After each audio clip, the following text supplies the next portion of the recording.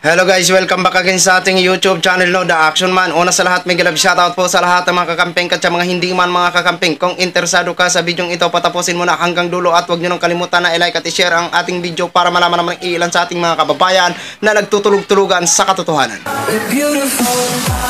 So muli naman nagbabalik ang nag-iisa nyong host na si The Action Man para magbigay ng komentaryo at reaction sa mga mainit ng issue ng bayan.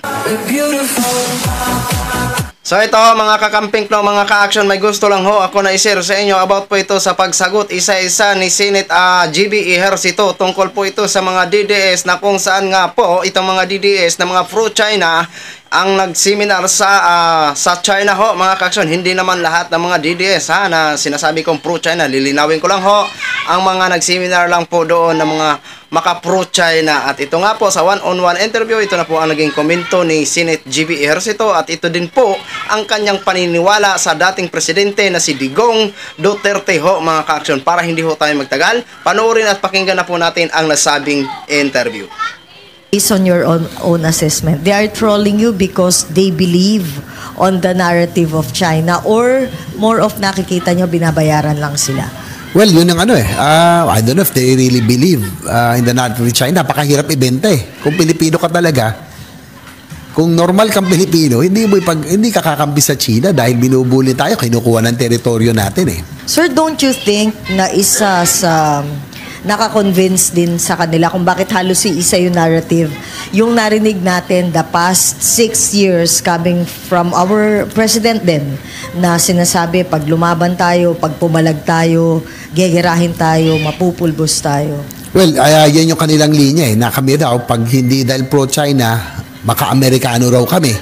At gusto raw namin ng gera, sila ayaw nila sa pamilya. Hindi po ganun. Most of these people are influencers, no, identified with the former administration, no? But ako po with President Duterte, I have to be clear, wala ho kaming away. I respect him. Ito lang pong kanya mga dating supporters.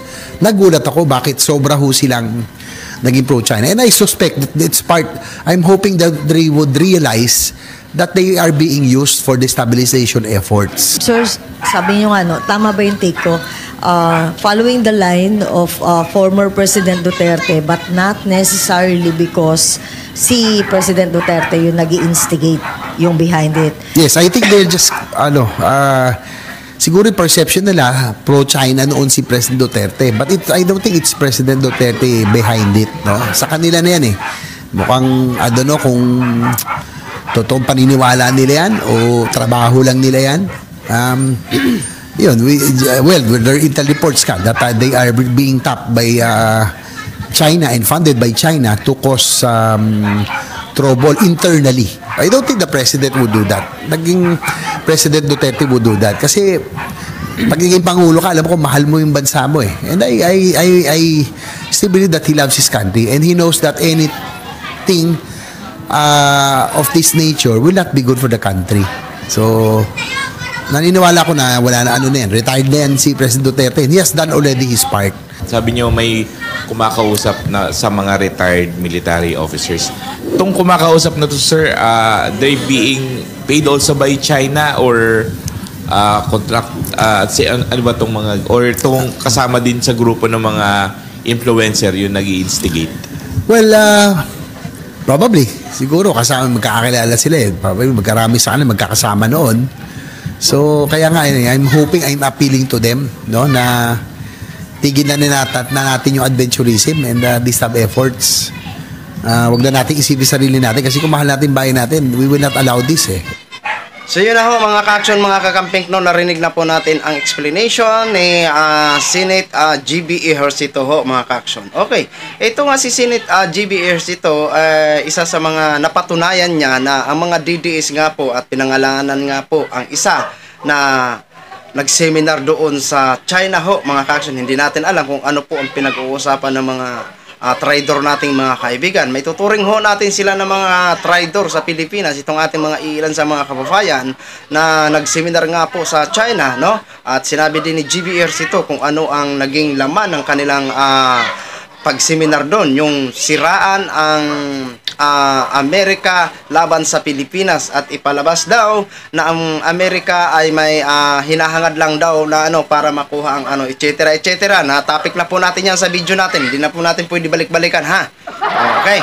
So, about naman pati dito sa sabi niya na dati siguro yun ay part ng trabaho ni Duterte na maging China, paborito, pero sabi ni JB Ejercito ngayon siguro hindi naman dahil retired na siya. Diyan ka po nagkakamali, JB Ejercito. Mawalang galang na ho sa'yo, Mr. Senator.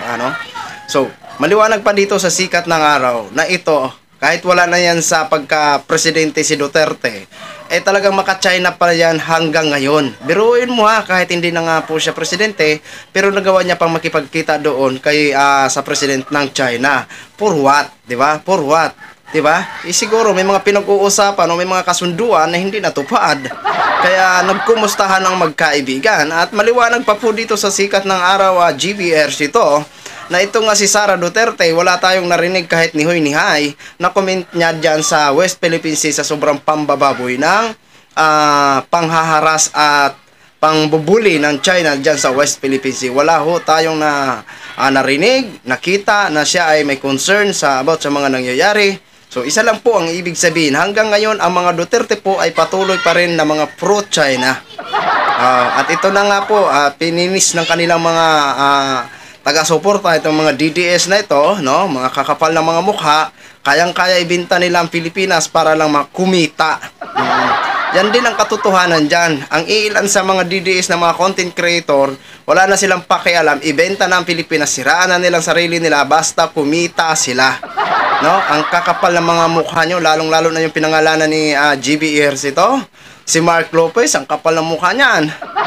Kasing kapal ng kaldero niya, ng uling ng kaldero. Diba? Ewan ko lang, kung may mukha ka pa na ihaharap dito sa Pilipinas, Mark Lopez. Yang hiya ka naman sa balat mo. Ikaw ay sobrang maninira, pero ikaw din pala sisira, no? Kayang ibenta ang ating bansa para lang ikaw ay kumita.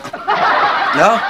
So yun lang ho, mga ka-action, mga kakamping no, share ko lang ho sa inyo. Maraming salamat po sa ating mga viewers, Luzon, Visayas at Mindanao all over the world.